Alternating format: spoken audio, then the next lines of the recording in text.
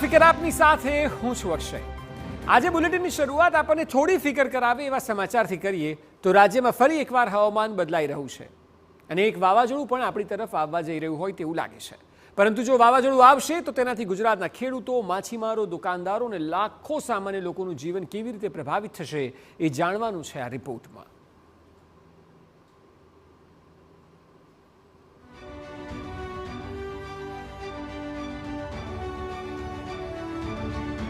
અરબી સમુદ્રમાં વાવાઝોડાનો ખતરો।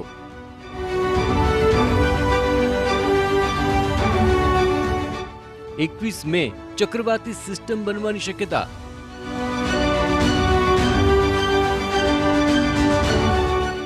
22 મે લો પ્રેશર સિસ્ટમની આશંકા।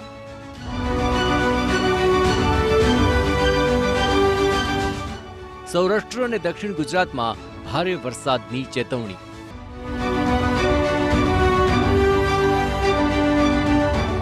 વરસાદ સાથે વાવાઝોડાની પણ આગાહી। અરબી સમુદ્રમાં હવામાને નવું સ્વરૂપ ધારણ કર્યું છે। હવામાન વિભાગનું કહેવું છે કે 21 મેની આસપાસ એક ચક્રવાતી સિસ્ટમ બની શકે છે જે 22 મે સુધીમાં લો પ્રેશરમાં ફેરવાઈ શકે છે। આનો અર્થ એ કે ગુજરાતના દરિયાકાંઠે ખાસ કરીને સૌરાષ્ટ્ર અને દક્ષિણ ગુજરાતમાં ભારે વરસાદ અને તોફાની પવનનો સામનો કરવો પડી શકે છે। આનાથી ખેડૂતોના પાક, માછીમારોની રોજગારી અને બજારમાં ખરીદ વેચાણ પર મોટી અસર થઈ શકે છે। આ વાવાઝોડું ફક્ત ગુજરાત જ નહીં, દેશના અન્ય ભાગોને પણ અસર કરશે। ઉત્તર પૂર્વ ભારતમાં ભારેથી અતિ ભારે વરસાદની આગાહી છે, જ્યારે દક્ષિણ ભારતના આંધ્રપ્રદેશ, તેલંગાણા, કર્ણાટક, તમિલનાડુ અને કેરળમાં પણ તોફાનની શક્યતા છે। ગુજરાતમાં છેલ્લા 15 દિવસથી માવઠાએ ખેડૂતોને પરેશાન કર્યા છે અને હવે આ વાવાઝોડું તેમની ચિંતા વધારી શકે છે। બજારોમાં ખરીદી ઘટી શકે છે અને માછીમારોને દરિયામાં ન જવાની સલાહ આપવામાં આવી છે। આપણા જીવન પર પણ તેની અસર વર્તાશે, જેમ કે ખેડૂતોના પાકને નુકસાનનો ડર છે। માછીમારોને દરિયામાં જવા પર પ્રતિબંધ રહેશે। બજારોમાં ખરીદ વેચાણમાં ઘટાડો થશે।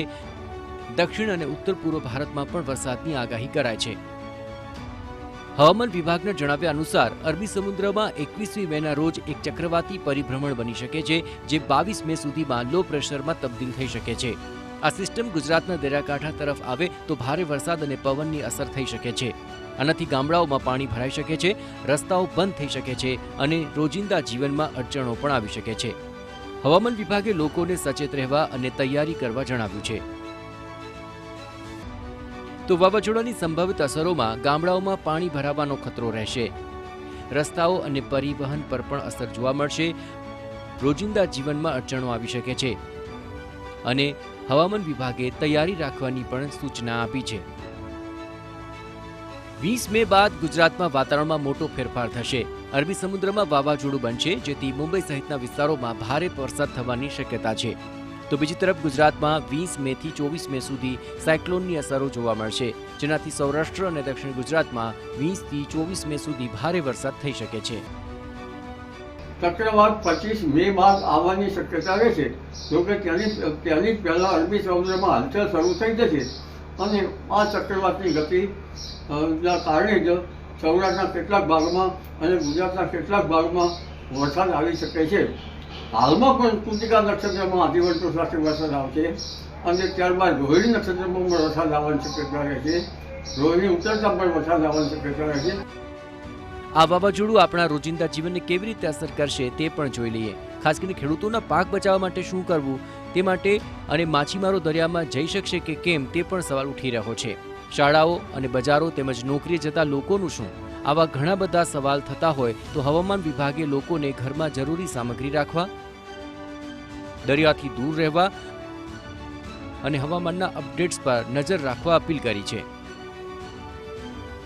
અરબી સમુદ્રનું આ વાવાઝોડું આપણા રોજિંદા જીવનને હચમચાવી શકે છે, પરંતુ યોગ્ય તૈયારી અને સાવચેતીથી આપણે આ પડકારનો સામનો કરી શકીએ। ખેડૂતો, માછીમારો અને આપણે બધા મળીને આ સ્થિતિમાં એકબીજાને મદદ કરીએ। બાકી ત્યાં સુધી હવામાન વિભાગની દરેક માહિતી પર નજર રાખો અને સુરક્ષિત રહો। Bureau report, TV9।